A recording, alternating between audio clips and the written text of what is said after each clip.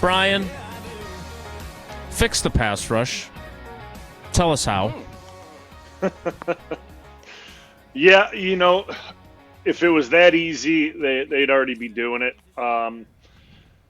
Listen, there's a combination of factors that you could always look to that why is the pass rush not working, right? Like, or why aren't we getting home, or why aren't we getting sacks or pressures or things like that? Um, I'll always go to the most simple thing, right? Like, and I'll always start here, and then you can get into other factors. The simple thing is guys need to win one-on-one matchups, and when you look at as a whole, right? If you look at our D line, the vocal points of our D line are Kenny and Rashan. So if you look at any six-man protection that happens against the Green Bay Packers, which is the standard protection, either it's jet or whatever it may be, the center's most likely going to slide to Kenny, and there's going to be a double on Kenny. And then there's a good chance that a tight end or a back will release out to Rashan Gary's side and provide aid for the tackle. Even if it's not a chip, it's body presence that Rashan has to change his rush pattern, which it's not a double team, but it could be a chip. It could just be body presence, and that changes the pass rush. So that leaves two guys that are in one-on-one matchups throughout a defensive line and any given play, whether that's Wyatt, whether that's Preston, whether that's Van Ness, or whoever it may be. They need to win at a higher rate in one-on-one matchups. I'm not saying that Kenny's getting double-teamed every single play. I'm not saying Rashawn's getting double-teamed every single play. But if you look at any standard passing down, that's probably what's happening. But even with that being said, I still think Kenny and Rashan need to win more. They need to win more. They are the two guys on our D-line that you expect a ton out of. And, like, the thing is, like, Kenny played a decent game. Like, I'm not saying that Kenny played bad. I think Rashan, he went against O'Neal, who's a really good right tackle. But we can't be saying that, like, oh, just because you played a good offensive tackle doesn't mean you shouldn't be winning. I mean, obviously, the O-lineman, we look at it as, hey, it doesn't matter who we're going against. We need to beat them every single play. It's the same for the D-lineman. Just because you're going against a good offensive tackle doesn't mean you can't win. So there needs to be more one-on-one production throughout our entire D-line. Now, to their credit, there are some times that, especially you look over early in the season, there's not a bunch of deep developing routes. I mean, these quarterbacks are doing a good job getting the ball out on time. And I know Rob said on Monday, the ESPN stat that, which kind of contradicts what I'm saying, but, watching it and seeing the routes that are getting developed, that I think Green Bay is dead last from the ESPN stat of time to throw for the quarterback in the pocket. I think it's right around 3 seconds, which is a long time in the NFL. Like, that's a long time to be able to sit back in the pocket and throw the football. So, like, there's a lot of different factors that are going on with why we're not getting home, so to speak, and pressuring the quarterback. But then what Rob also said within that same ESPN statistics or like breakdown of like we're top 10 in pressuring the quarterback.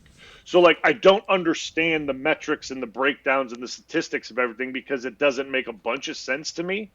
I just look at it that guys aren't being productive enough in one-on-one matchups and they need to start being more productive. Like I can't really get into it more than that. Like, especially when you expect your D-line to, this way this defense is to rush 4. You need to win in one-on-ones. You need to win in one-on-one matchups. And when you're only rushing 4, there's a good chance 1 or 2 guys are going to be double-teamed often. And it's on the other 2 guys to get home and be disruptive. And I don't know if that means Green Bay needs to start running more stunts to free guys up.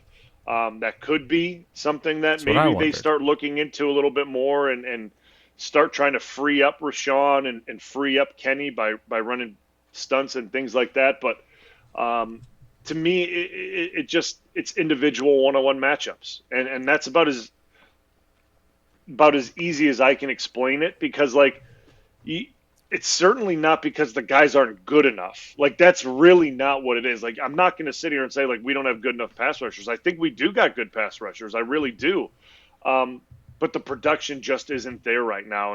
And that's simply down to one-on-one matchups and how these guys are winning against good linemen. Because, like, besides Tennessee, we've played some good offensive lines this year. Like, if you look at the Colts, if you look at Philly, and you look at Minnesota, these are good offensive lines. So, like, these guys need to figure out plans against good offensive linemen and figure out a plan to beat them one-on-one often. And the way the defense is set up, those are the positions they're put in. One-on-one matchups all the time, and they got to be better at producing in those situations. So, Blue, I mean, what Jason really wants to ask you, because we've had this argument for a couple of years. Rashan Gary, is he not come on what we all hoped? They paid him big money.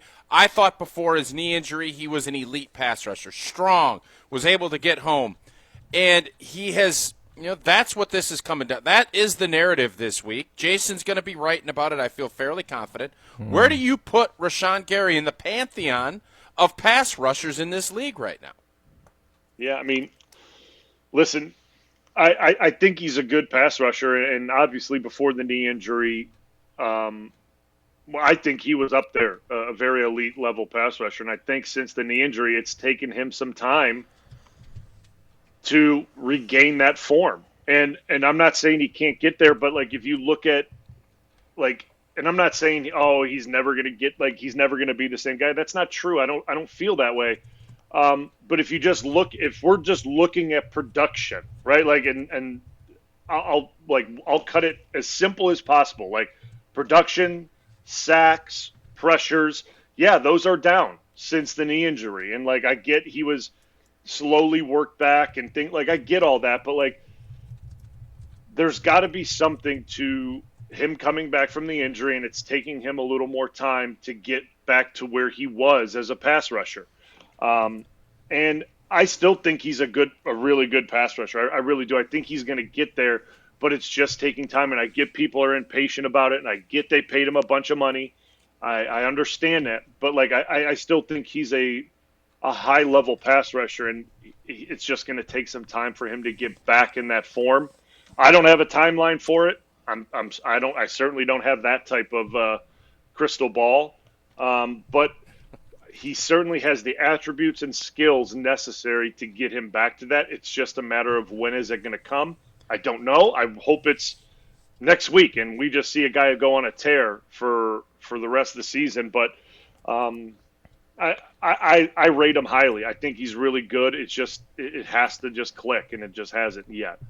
All right, so I know Tausch has more questions. I just want to add this to the conversation. I don't want this to turn into a Joe Flacco, is he elite conversation. But I am a stickler for words. Obviously, 2019 and 2020, he was kind of stuck behind the Smith brothers, so he didn't get a whole lot of opportunities. In 2021, he had 53 quarterback pressures, according to Pro Football Focus. That was fifth among linebackers. He had 28 elite quarterback hits. That was seventh, okay? Elite. In 2022, before he was injured, he had 27 pressures in the first 9 games. That had him ninth among linebackers. Elite. Okay. No. Yeah, I think you got to be top 2 or 3. Top 10's elite. Top 10's elite, my friend. Would you rather have Max Crosby or Rashan Gary? Would you rather have Micah Parsons than Rashan Gary? We can say he's very good. We could say, look, you guys help me. You both tore ACLs twice. Are we still able to use that as an explanation for him not? There's a clip that was on social media, and I know people cherry pick stuff, but he gets stoned by a tight end. That's not a great look. Fair? For a $96 million pass rusher. That's all. I'm not saying he's bad. I'm saying he's not elite. That's all I've ever argued. Well, I would say right now, you're correct. He's not performing at an elite level.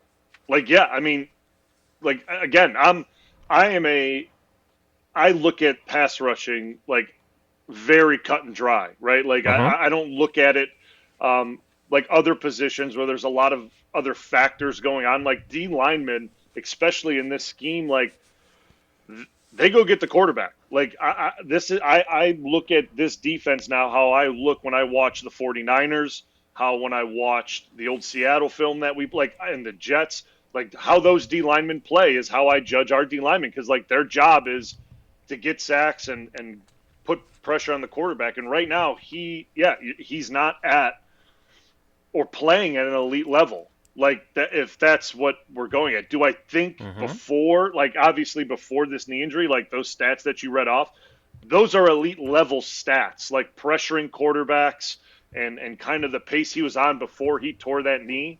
That's like elite level type statistics. And that's a guy that when you play him, you are on alert. Like you're on full notice.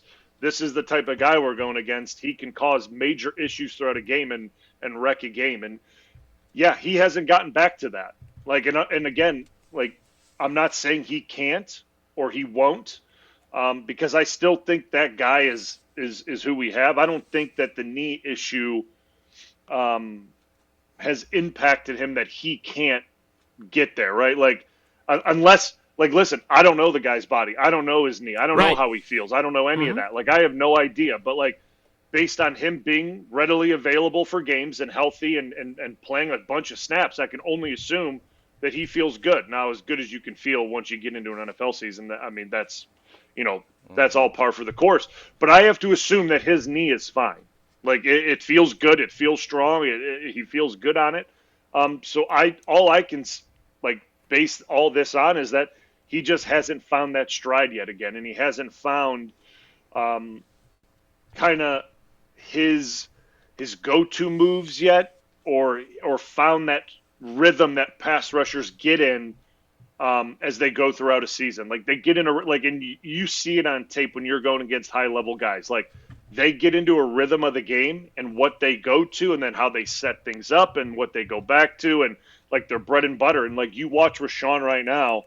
On tape, and he just hasn't found that yet. Like he seems like his rush plan is a little sporadic, and when you're a pass rusher and you have a sporadic rush plan, that means you're guessing what the old lineman's going to do, and you don't have a plan. And the lineman or the tackle in this scenario is dictating the rush, and that's what we love. I love when I can dictate a rush. How I set and what I do essentially tells that D lineman what he can do. I win in the first three kicks. It's when these D linemen, you may have a plan, and he's got a plan to counteract that immediately. Punch in the face.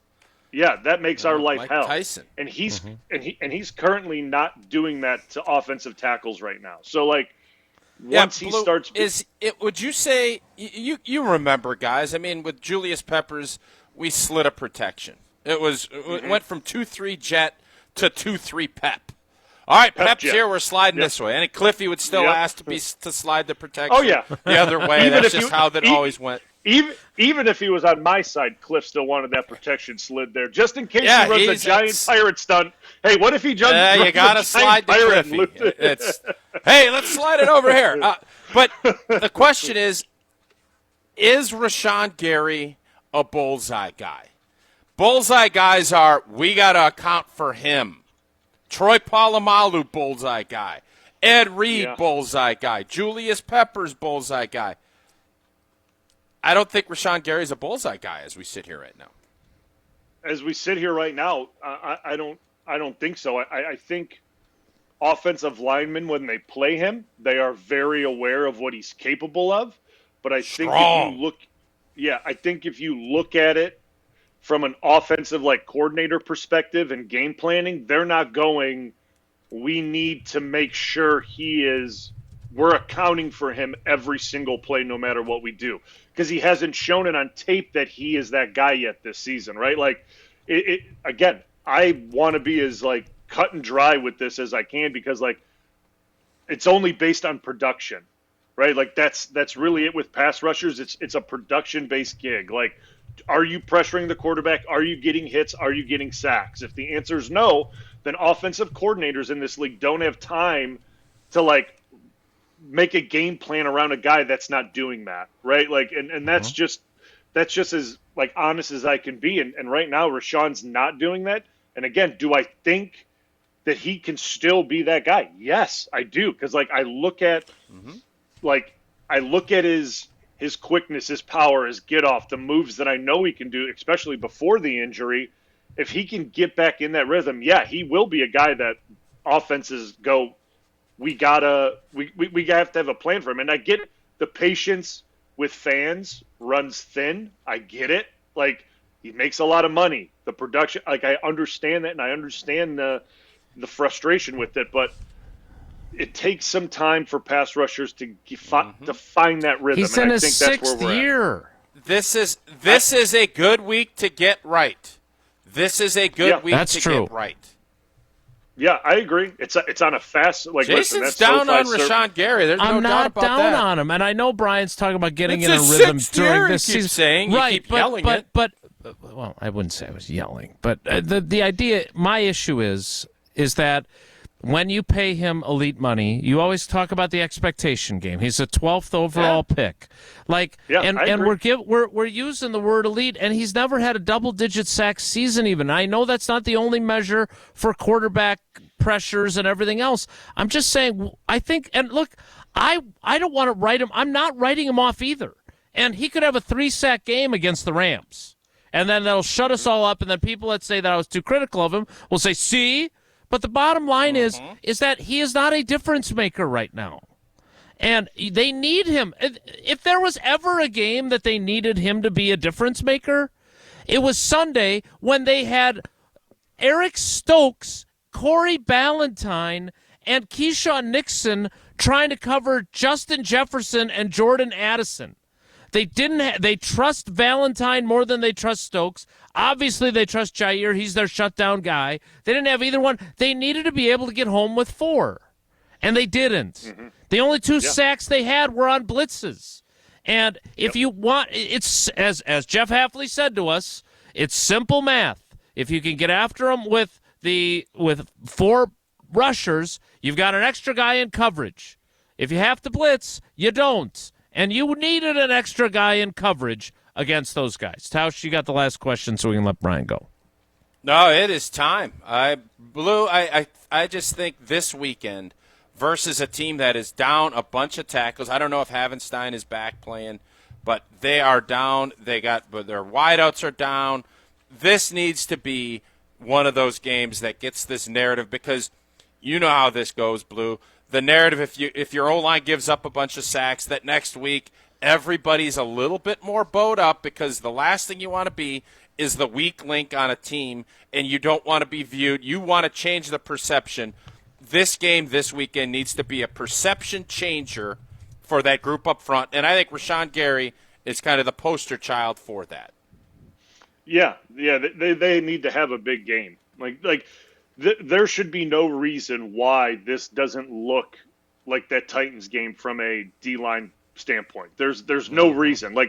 And listen, I'm an O-line sympathizer. That's what I am. I mean, at the end of the day, but there's nobody on that Rams offensive line that should be consistently able to block our guys in one-on-one situations.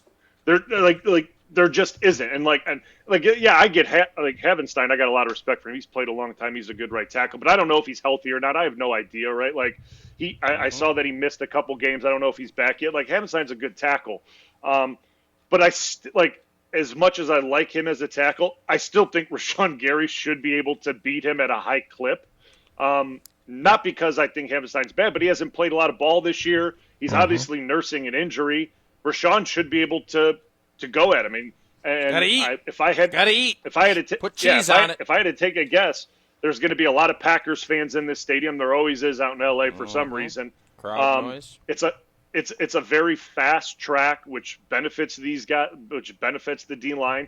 This should be a very, very good game for our defensive line. They should be ready to go for this one, and I expect them to. I really do. I expect them to.